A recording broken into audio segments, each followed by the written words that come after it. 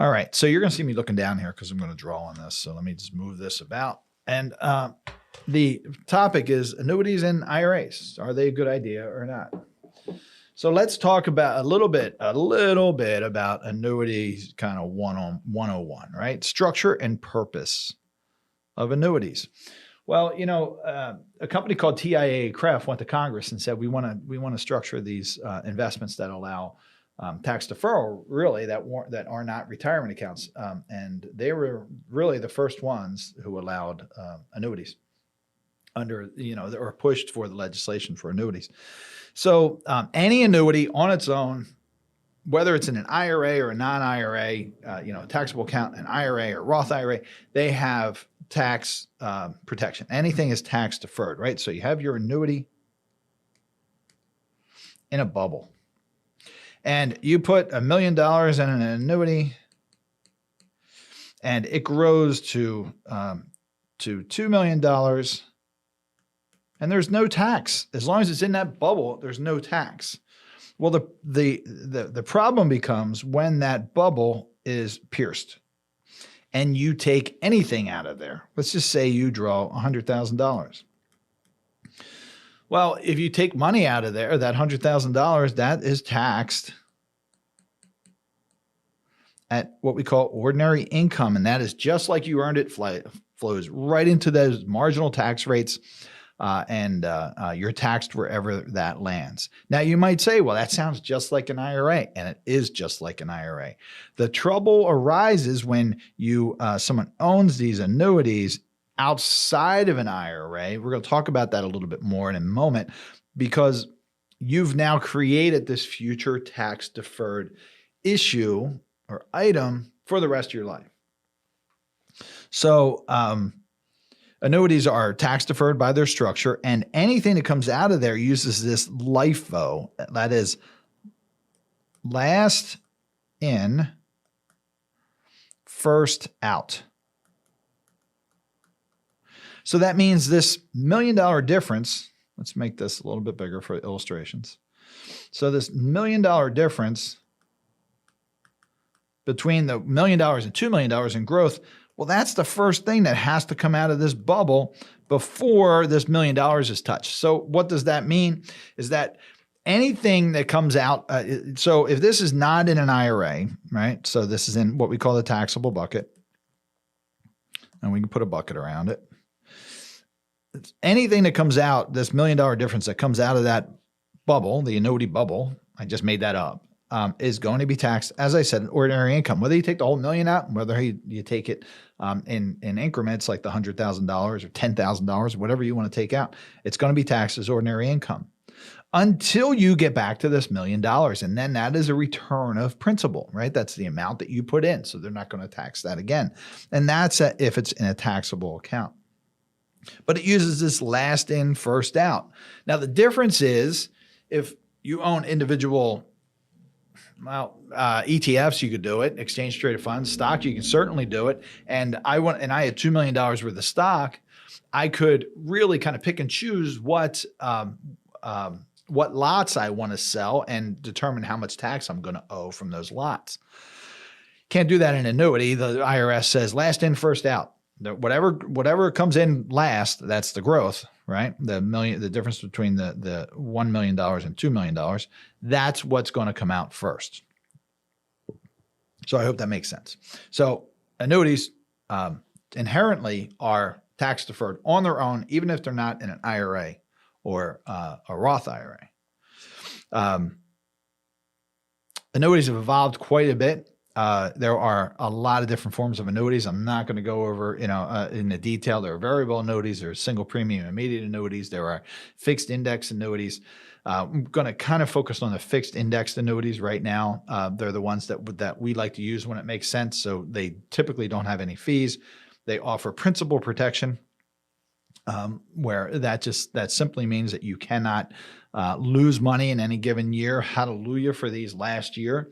Very modest returns, generally somewhere between 3, 4, 5, 6%. We've seen higher, but if you're doing 5 to 6% or 4 to 6% in your annuity, that's a really great thing just from a growth and a principal protection point of view.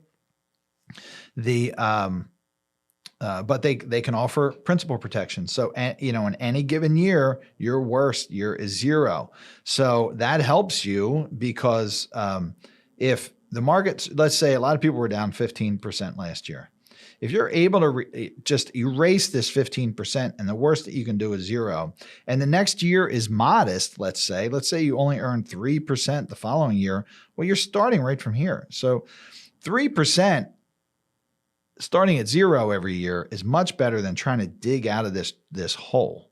And, and that kind of resets. So now after your 3%, that's your new 0, right? So in the following year, if you do another 3%, you can kind of see how it stacks up, I hope. So that principal protection is very, very valuable to the management of what we talked about before, making sure your money is going to be there when you need it. A lot of these can also have guaranteed lifetime income, and this gets really enticing if that's what you need, and really, I talk about it later, can be powerful. But there are, huge multiples that you can take out and kind of create your own pension. Then you got to ask yourself, where do you want this pension to come from? Do you want it to be like my friend and mentor Ed Slott says, forever taxed, or do you want it to be never taxed? So we'll get there on that. And then we have estate planning benefits. So outside of, I just bumped the microphone, outside of IRAs, whether it's a Roth IRA or traditional IRA, the annuity allows you to assign beneficiary designations. And boy, that's helpful. So if you've got this annuity in your taxable account, you can name beneficiaries just like you can IRAs, life insurance, and whatnot. And that's really helpful from an estate planning point of view because you get to name exactly who's going to get your money. You should name beneficiaries if you have it instead of it going to your estate, in my opinion, because every person can then have an option of how they're going to receive distributions from that annuity. And they can take lifetime distributions. They can take a distribution over 5 years or 10 years or lump sum. And it depends on the company. So they all offer different options. So there's some estate planning benefits. And like I said, they can be powerful. So we can take a principal protected annuity, help manage the risk of the markets with the annuity, and have guaranteed income at some point in the future, or even the following year if needed. But if we're able to let these marinate for a little while and generate this future income growth, then you can build really a pension again for yourself that you can't outlive, just like your company pension, just like a government pension, just like Social Security. And often we can do that for spouses, 2 people. And that's where it gets really exciting.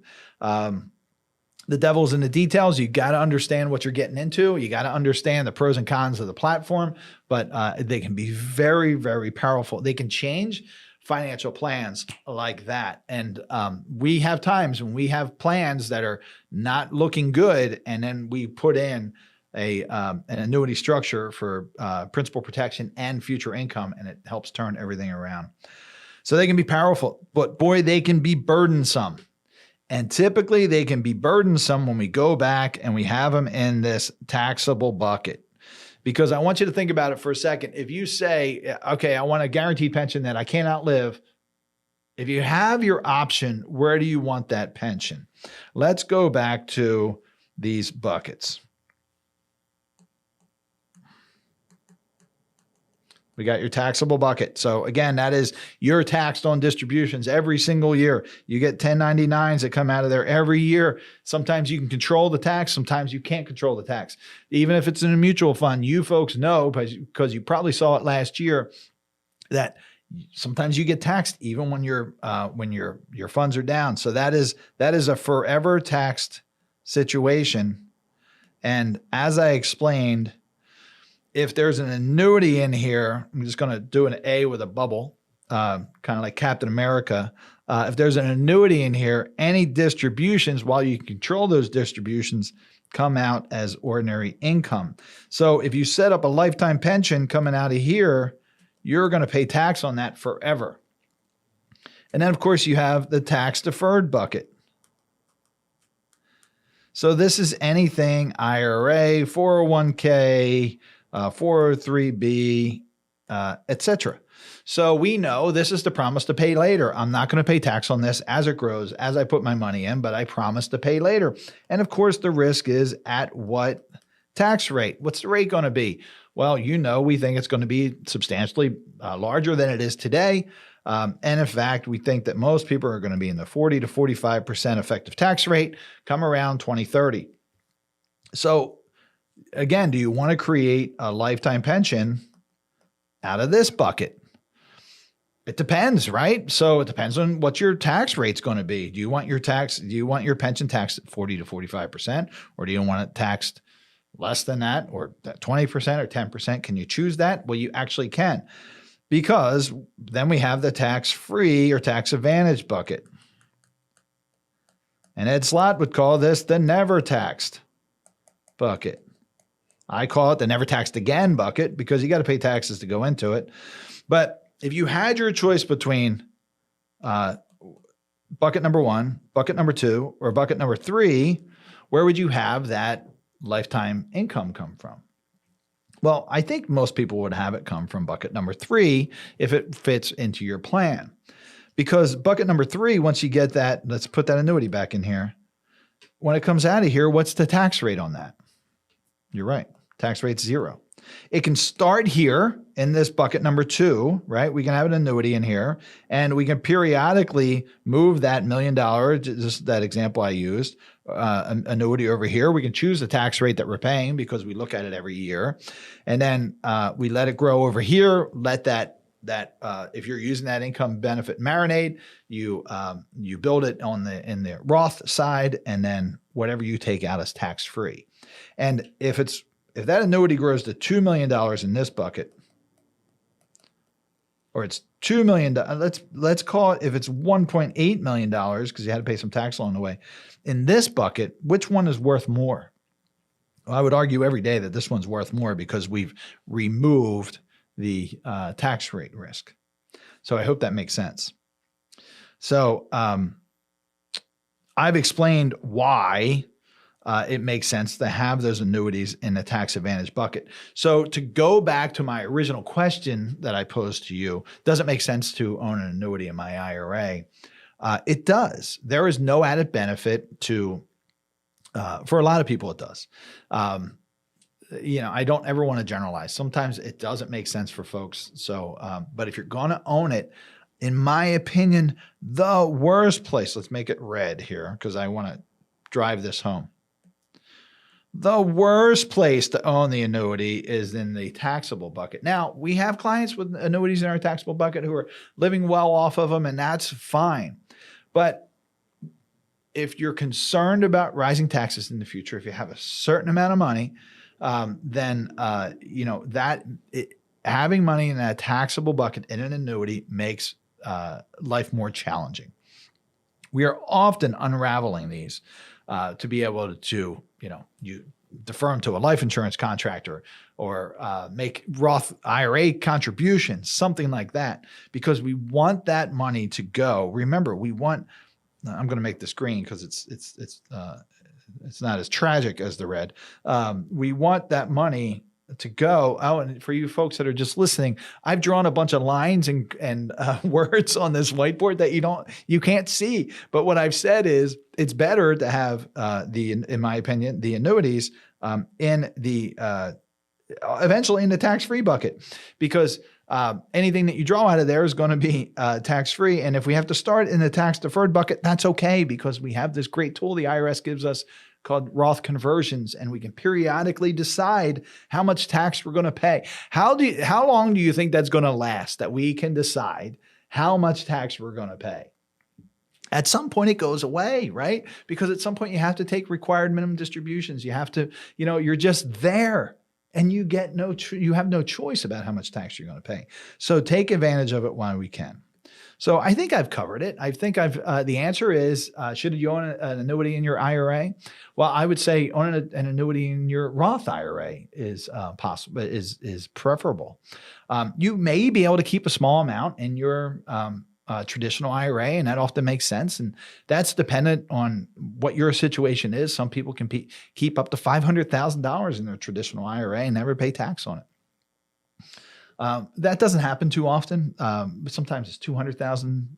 I've probably seen 300,000 in real life. But for many people, that number is 0. So you got to determine how much you should have in each one of these buckets. And if you're going to have an annuity strategy, that annuity strategy should probably be mostly in the Roth. And again, it can make sense to have it in the traditional IRA bucket as well for a portion of it, but rarely in that taxable bucket. Because that just that has a forever tax. Remember Ed's words, it's forever taxed, and you're never going to be able to control that. And you're going to be at the mercy of Congress and the IRS as to what tax rate you're going to pay. All right. So, folks, that's it for today. I hope you enjoyed it. Let's see if I have any other. I'm looking for my cursor. I hope you enjoyed it. I hope it was educational. I hope it got you to that next step or answered those questions, whatever you needed to work on your retirement plan, because it's so darn important. You only get to do this once, and do it now. Stay in touch. Keep listening to these webinars. I've never heard anybody say, well, geez, I started this too early. I wish I would have waited a while to do my retirement planning. Nobody has ever said that to me. So do it now. Take care of things now. Walter, let's see if that's a question. Guaranteed lifetime income, but not purchasing power. Any annuities with inflation protection? I'm happy to talk to you. There is a great company out there, and I don't want to mention the name, but they have a great inflation protection item built into their annuity. And that's what I use when we're using guaranteed income, because anytime you get growth from the index, you get an increase on the income amount. So Walter, I am happy to talk to you about that. So if you want to book time, you know where to reach me, sir. You email me often, and I appreciate that. So happy to talk to you about it. I hope this was helpful. We'll see you next week. Hopefully it'll go off smooth and no more technical issues, although I think everything worked for you folks. So have a great week, and reach out if you have any questions or want to schedule time. Take care.